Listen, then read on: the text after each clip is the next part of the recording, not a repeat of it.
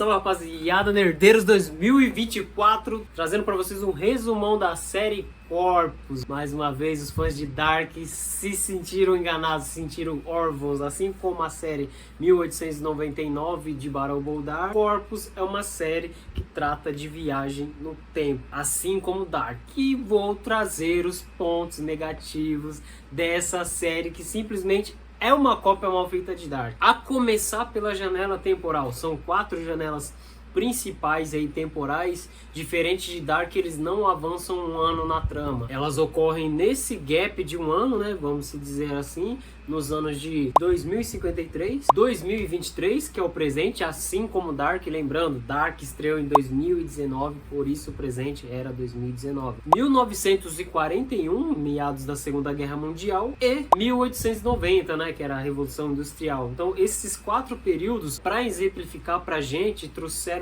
4 narrativas diferentes, 4 protagonistas, e cada um tinha o seu dilema, o seu conceito baseado na época. A gente traz 1890, o detetive Reed, né? Lembrando, são os 4 detetives protagonistas. Ele tinha o dilema da questão sexual dele, de quão isso era discriminado na época. Se eu não me engano, chega até mesmo a ser crime na Inglaterra. Tem 1941, né? Que é todo o arco do Whitman, que pra mim, dos 4, é o que teve o maior ponto de virada, o que teve, vamos dizer, ele foi tocado de lado. Nos últimos episódios, nos episódios finais, foram dando uma importância para ele, mas a gente sente que essa importância foi jogada, foi colocada para ele ter uma função. A série poderia ter funcionado sem o detetive Whitman, né? 2023, que é a principal, né, o arco da Hassan, mas conseguiram pegar o pior detetive pro presente, cara, porque a Hassan, ela tem uma importância absurda que eu vou explicar um pouquinho mais pra frente, não faz sentido nenhum,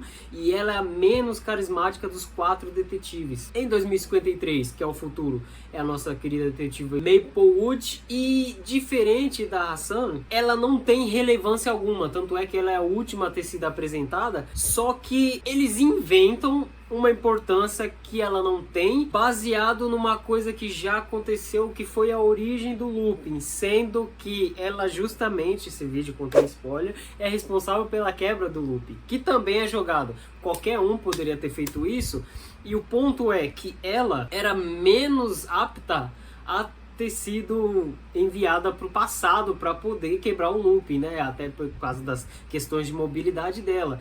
E mesmo assim jogaram, colocaram ela num ritmo de conveniência. Por isso que pra mim o fato de você ter quebrado o Lupin assim já no 8º episódio enfraqueceu a série. Eu acho que assim como a 3ª temporada de Dark, essa série cabia uns 2 episódios a mais aí, justamente até porque pegaram o episódio 7, se não me engano 6 ou 7, para explicar o arco do vilão, e eu acho que isso era para ter começado a série com o arco do vilão, não tendo mostrado tudo, mas pelo menos mostrado um prelúdio dele no futuro, ou aquele futuro distópico de 2053, ou mostrado ele no passado. Não a origem, como ele conheceu tudo, mas quem era esse cara? Por que que a gente estava acompanhando Hassan? E quem era Elias? Por que o Elias? E qual que é a relevância desse garoto? E por que esse garoto? Para exemplificar, a série começa com um assassinato, né?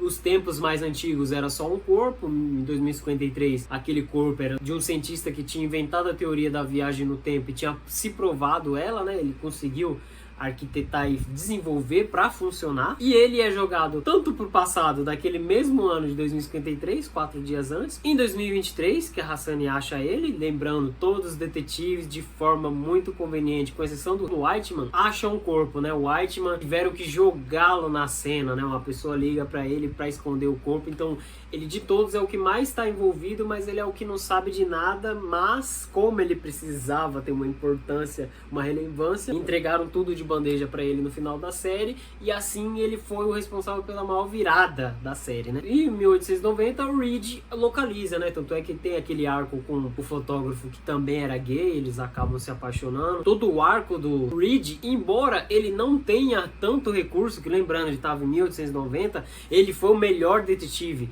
Ele conseguiu deixar pista para o futuro, ele conseguiu achar coisas se baseando em porra nenhuma, simplesmente ele viu um vulto de uma bengala. Então, de todos os 4 detetives, o que tinha menos recurso era o melhor detetive. Volto a dizer, Whiteman nem sequer tentou procurar saber o que era a porra do corpo, de quem era, e nada, tipo, simplesmente também o corpo desapareceu e foi aparecer no QG lá do Elias Mannix, né? Que mais pra frente a gente vai descobrir que é o garoto loirinho. Em 2023 tem uma investigação, porém é barrada e a gente não sabe direito porquê. Depois a gente entende que é porque o chefe do departamento de polícia é neto do Elias. E é uma farofagem, um bagulho muito louco e um bagulho que, assim, você pode tirar de positivo. Eu vim falar só das coisas negativas, mas tem coisa positiva. É esse arco de redenção do Elias. Pra mim, o Elias é o melhor personagem, porque você, a todo momento do filme, isso me incomodou muito, tem aquele negócio de todo mundo saber uma coisa, que eles são superiores intelectualmente, mas você e o protagonista e o espectador não saber de bosta nenhuma. Aí todo mundo, eu quero que você seja amado, o importante é você ser amado, e parece um bando de louco que, tipo, simularam uma espécie de seita, que acabou que não ficando muito claro essa questão, se foi criada só para ele recrutar pessoas, ou se de fato ele tinha desenvolvido isso, ou se foi um pretexto para ele dizer que sabe todo o futuro. Então, esse bagulho de seita foi muito jogado, se assemelha um pouco com o Que Haja Luz, né, da 3ª temporada de Dark, e não teve uma construção diferente do Siquemundos, que teve todo um conceito por trás, tinha as fotografias, tinha os logos, tipo, o Que Haja Luz também tinha, mas simplesmente todo mundo acatou, virou seguidor do Que Haja Luz, falando de Dark, e foda-se. E aqui é mais ou menos isso, todo mundo aceitou o slogan do Elias, que tinha até, no futuro, tinha até um painel que tinha as iniciais do O Importante é que Você Seja Amado, mas esse lance de seita foi muito jogado, foi muito qualquer coisa. Usaram melhor o recurso de viagem do tempo. O que eu quero dizer? Só o Elias é o único viajante da série, e ele se usou disso para melhorar o seu passado. Embora ele tenha ido para 1890, que não tinha recurso algum, ele melhorou o passado. O que aconteceu em Dark também, e é por isso que os Siquemundos desenvolveu, tipo, usaram recursos da viagem no tempo, tanto é que Siquemundos era a sede mais moderna de toda a vinda, e aí era embaixo da igreja. Só que em Dark ficou meio jogado, ficou subentendido. Aqui não, aqui eles aplicaram isso, aquele conceito bem de Volta pro Futuro, de você voltar pro passado e saber as apostas, saber as jogadas. Só que aqui, pela árvore genealógica do Mannix Elias, por ela ser muito curtinha, ele é o próprio tataravô dele mesmo, meio que caiu, sabe? Meio que enfraqueceu. Eu acho que faltou não um gap maior de anos, né? Mas eu acho que faltou um pouquinho mais de parentesco entre os parentes ali. Eu achei que foi uma pernada muito baixa para, vamos supor, ele reencarnar em si mesmo, entendeu? E isso deu uma... A gente entende que é uma minissérie, só tem 8 episódios e você tem que entregar, e o piloto é sensacional, porém a resolução não é, mas eu acho que faltou. Eu espero que não tenha uma segunda temporada, porque essa série, ela termina extremamente fechadinha, embora tenha alguns gaps criados da própria mitologia, mas não faria muito sentido, até porque, volto a dizer, o único viajante foi o Mannix e o Doutor. O Doutor viajou por 4 tempos diferentes, somando dele. Eu acho que o Mannix não tem como fazer isso, e se ele tivesse feito isso, ele teria encontrado com ele mesmo, até porque todos os tempos ele existe em todos os tempos. Então eu acho que não vão ser usados esse recurso. Volto a dizer, a série terminou fechadinha, redondinha, não tenho por que avançar.